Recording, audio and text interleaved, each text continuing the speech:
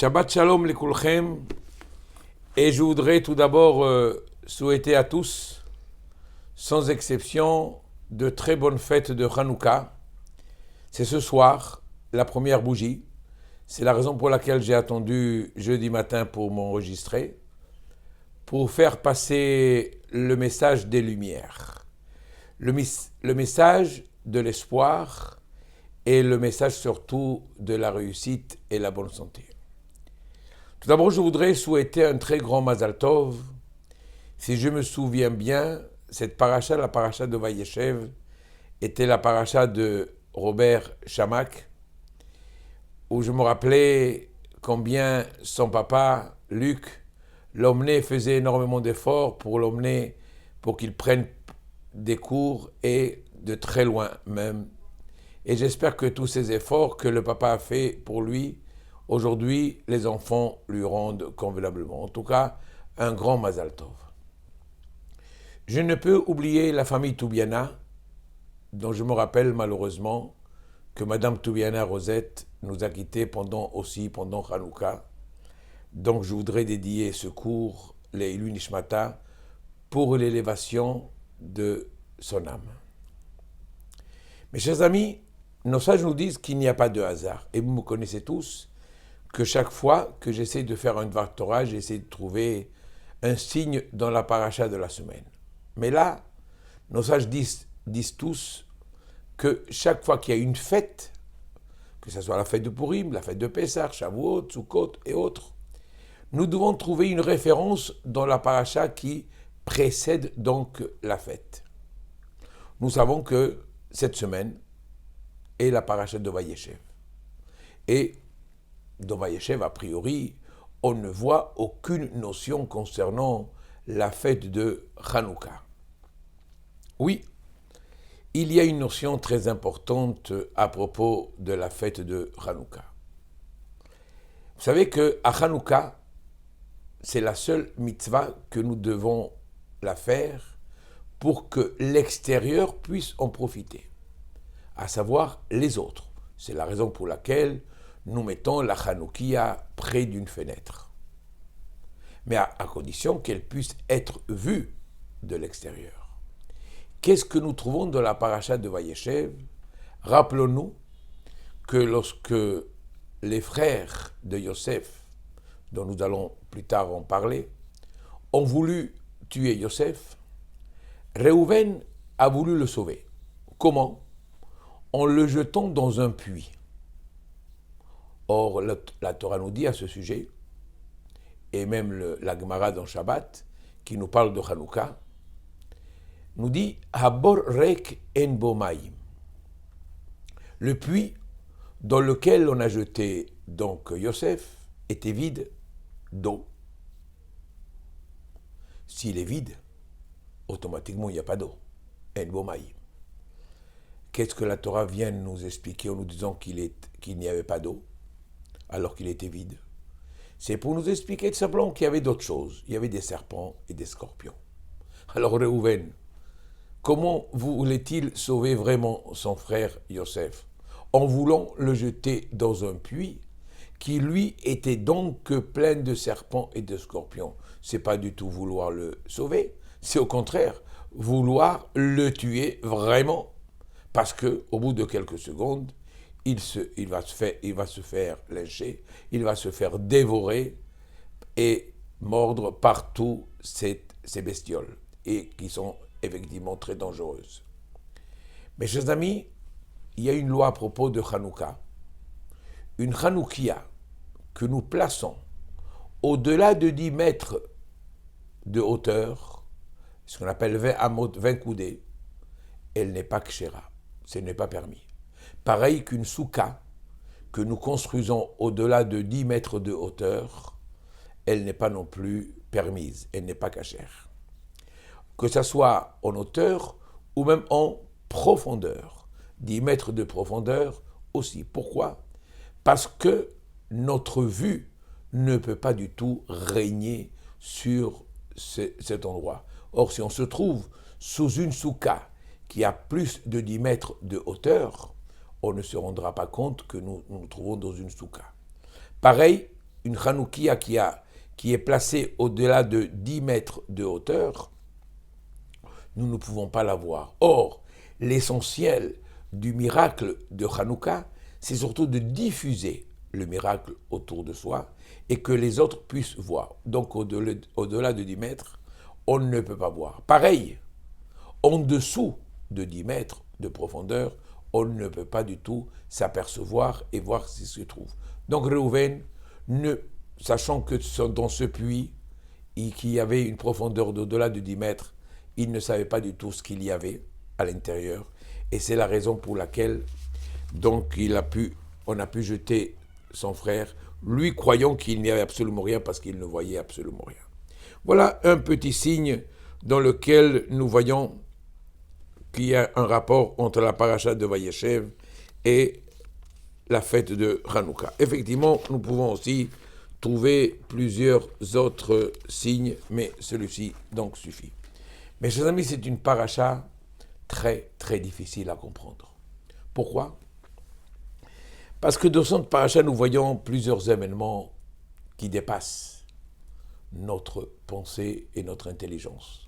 Tout d'abord, pourquoi les frères de Yosef, ces tzadikim, les 12 tribus d'Israël, un plus grand tzadik que l'autre, ont comploté et ont voulu vraiment se débarrasser et ils ont voulu vraiment tuer Yosef.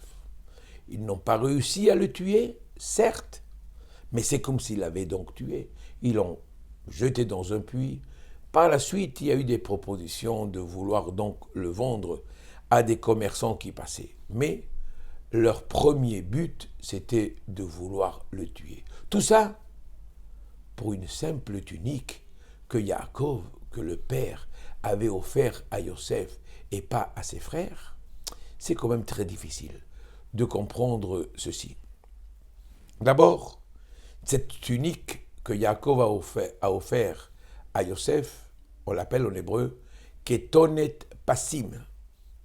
Et Passim contient 4 lettres. Ces 4 lettres, ce sont les 4 grandes épreuves que Yosef va traverser dans sa vie.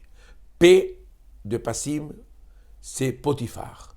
On sait très bien que la femme de Potiphar, par la suite, si nous avons le temps, nous en dirons un petit mot, va le mettre à l'épreuve, où il va en sortir victorieux. Malheureusement, aussi en prison. Sa mère de Passim, c'est Soharim, donc ces commerçants qui vont acheter donc Yosef. Yud, les Ishmaélim, c'est les Ishmaélim qui ont acheté en premier, qui ont vendu aux Soharim, aux commerçants, etc. Même, c'est donc le dernier point que Yosef va vivre difficilement et qui est donc, je ne me rappelle plus, c'est Mitzrayim, l'Égypte, pardon, même c'est l'Égypte.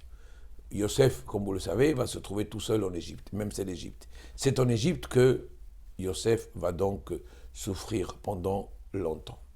Rappelons-nous tout simplement que Yosef arrive en Égypte à l'âge de 17 ans, tout jeune, vraiment tout jeune. Et parce qu'il a été tout simplement vendu par ses frères. Mais encore une fois, je reviens à la charge, pourquoi ses frères ont voulu le tuer. Loin de là que nous puissions penser que c'est à cause simplement d'une simple tunique. C'est que les frères ont vu que Yosef était très proche de Yaakov. Que Yaakov transmettait son héritage spirituel, à savoir l'étude de la Torah. Mais l'étude de la Torah qu'il avait acquis, comme nous avons déjà dit auparavant, Shechem et Ever à Yosef, parce que Yaakov savait que son fils allait avoir besoin.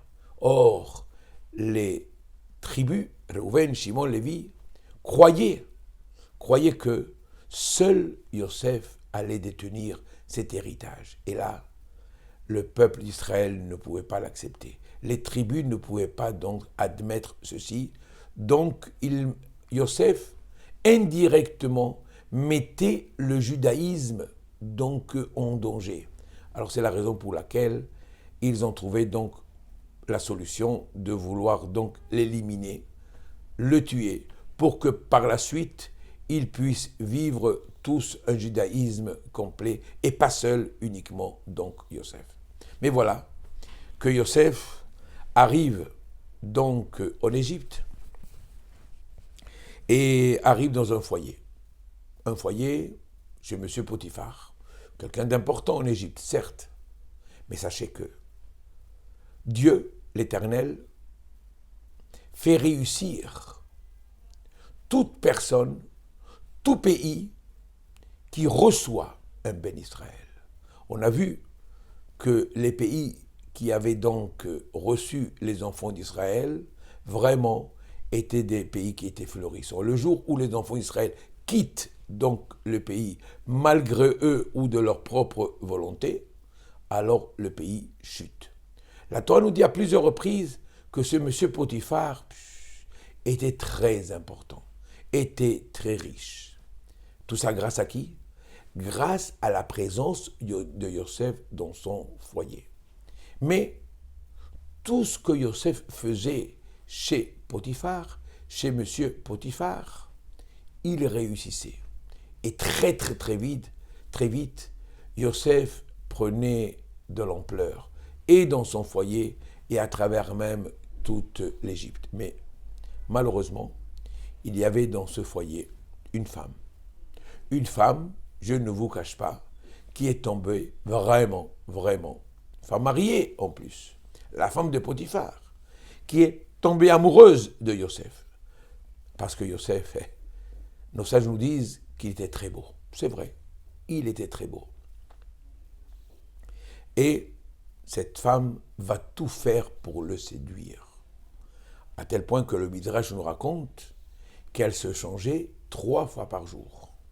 Mais Yosef, toujours, savait garder ses distances envers cette femme et ne tombait pas du tout à la tentation. Et malheureusement, cette femme commençait un peu à s'énerver, voyant que Yosef ne faisait pas du tout attention à elle. Elle a commencé à le menacer. Et même avec les menaces, Yosef n'a pas cédé. Pour vous donner un tout exemple, toutes les brachot que nous lisons tous les matins, c'est Yosef qui les a instituées. Prenons un exemple. Baruch ata Hashem pokeh chivrim. Béni sois-tu éternel qui donne la vue aux aveugles. Parce que la femme de Potiphar l'avait menacé. Il lui avait dit, si tu ne viens pas avec moi, eh bien je te crève les yeux. Et lui, toi tu me crèves, Dieu me le rendra. Et c'est ainsi toutes les brachot du matin, c'est Yosef qui les a instituées à cause des menaces que faisait donc la femme de Potiphar, au point qu'elle a mis à exécution ces menaces. Et elle a fait courir le bruit que Yosef a voulu la violer. Évidemment, M. Potiphar et tout ce qui s'est trouvé autour de lui ont attrapé Yosef, qu'ils ont jeté en prison. Mais arrêtons-nous un tout petit peu à cette histoire de Yosef. Un jeune homme de 17 ans, tout seul, sans famille en Égypte. Il avait tout à gagner en allant avec Madame Potiphar. Et pourtant, il n'a jamais voulu céder à la tentation. C'est une très grande leçon pour la jeunesse d'aujourd'hui qui tombe très facilement, malheureusement, dans des pièges. Mais Yosef vient apprendre une très grande leçon à l'humanité tout entière que, où que nous soyons, nous pouvons toujours sauvegarder notre identité malgré les tentations, même si elles sont très fortes. Yosef a pu vraiment sauvegarder donc le judaïsme. Tout ça pourquoi? Parce que nos sages nous disent, et c'est un verset dans la paracha, et les toldot Yaakov, Yosef.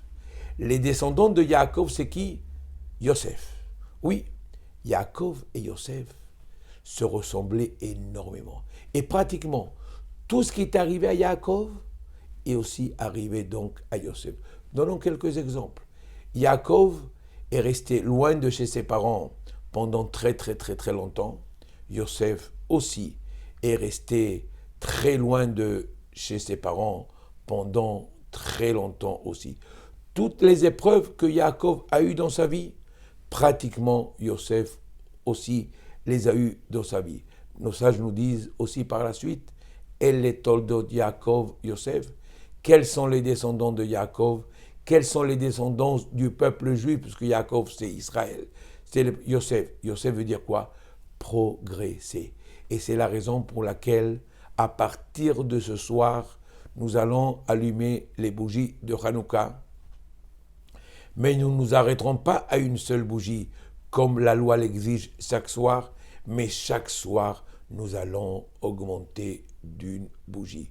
Ce soir, une, demain soir, deux, etc. jusqu'au 8e soir, 8. C'est ainsi que nous explique la Gemara dans Shabbat, qui est une grande machloket, une grande discussion entre Beth Shammai et Beth Hillel, et nous appliquons la loi comme Beth Hillel qui nous dit que chaque soir nous devons allumer une bougie supplémentaire, car chaque soir nous devons faire des efforts. Et ce sont les efforts de Yosef qu'il a fait, les efforts que nous devons faire, et c'est grâce à ces lumières que nous allons contempler sans en profiter que nous pourrons rapprocher l'arrivée de Mashiach Tzidkenu. Shabbat Shalom et Chag Sameach à tous.